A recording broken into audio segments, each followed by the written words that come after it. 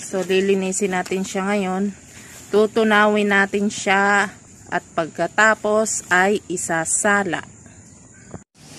So, ayan na guys, nakasalang na siya.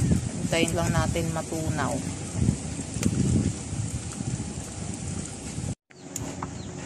So, ayan na guys, medyo tunaw na. Hintay-hintay pa tayo ng ilang minuto. So, ayan na guys, tunaw na. At salain na natin, lipat natin sa isang lata.